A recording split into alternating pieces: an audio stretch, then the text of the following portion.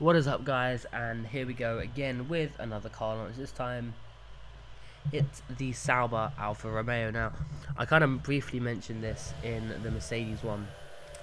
This one, it's kind of half and half in a sense. It was half made by me. The majority of it was made by Kyan, who makes the other cars, who just dropped the McLaren at this point. Obviously, he's not in the game because technical difficulties and whatnot. But so yeah, we both worked. He basically did the majority of it, and I just obviously added the final finishing touches, little tweaks here and there, add the numbers eventually when I get to that. But so yeah, this car, first off, very happy that Charles Leclerc is finally in Formula 1. I mean, if he wasn't, it would be a joke. It would be an absolute joke, because he honestly does deserve it massively.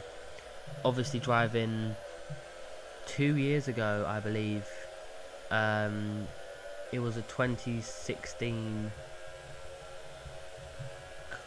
was it a career mode? Yeah, I think it must have been. It was my GP3 2016 season career mode, because I used to run Formula 1, GP2 and GP3. Don't know why, I honestly don't know why. But so yeah, I used to do that, and obviously that was the first time like Charles Leclerc kind of caught my eye and stuff like that, and he just, the kid was mental in GP3. Honestly, he was crazy. And then obviously he won that, made his way up to GP2, F2, kind of the same thing. They just rebranded it. In last season in F2, I have not seen anybody dominate as much as he did. Like, it was beyond ridiculous. Towards the back end, it kind of faded a little bit, as you know, obviously other teams caught up and mistakes here and there.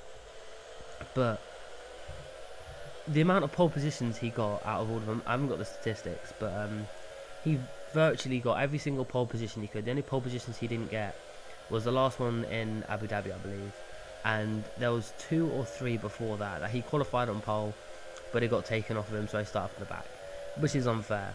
But he essentially had at least a 92% record of pole positions, and obviously go on and win it. Like, one of the best races he had in F2 was Bahrain, where, again, I'm paraphrasing this because this was almost a year ago at this point.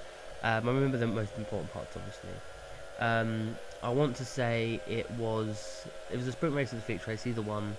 Everyone had made their stops, and he was flying at this point. His tyres were worn to hell, so he made an extra pit stop more than everyone else, came back through the field, and then regained the lead.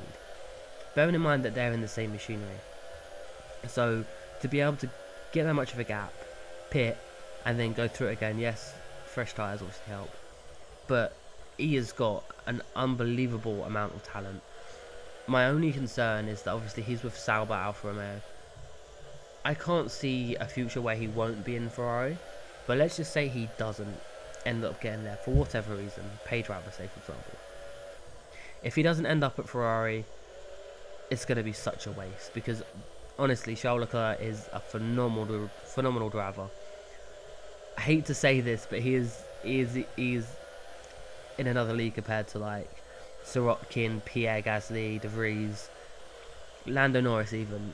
Like, it's absolutely crazy how good Charles Leclerc is, and hopefully he can actually, you know, show what he can do in the Sauber. Ideally, I'd love him to be Marcus Ericsson every single quali, every single race, just to show what he can do. And if he can get points, it'll be amazing.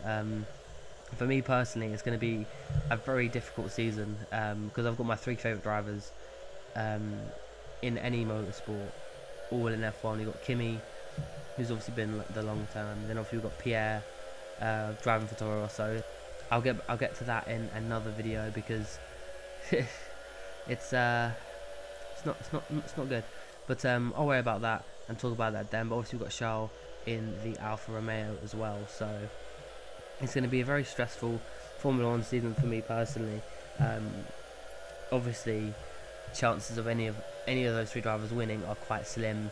Points, 100, I reckon there's a chance that 2 out of 3 of them could get points, and a podium, realistically about one of them drivers. But either way, it's going to be a fantastic season. I really hope and wish Charles all the best. He honestly deserves it. He's a fantastic driver, fantastic. Even in GP3, kids had talent. Dominated F2. Sadly, he won't win Formula 1 Championship in succession to GP3 and F2. But I mean, you know, can't really blame him, to be honest. If he wins the championship in the Sauber, I would literally eat my laptop. 100%. If Charles wins the championship, I'll eat my laptop. Anyway, that's been it for this video, guys. Not really even talked about the livery, just talked about Leclerc, but livery's okay. Bit disappointed it was the same one they basically launched, but videos ran out. Great. Anyway, that's been it for me, guys. I'll see you next video. Bye bye.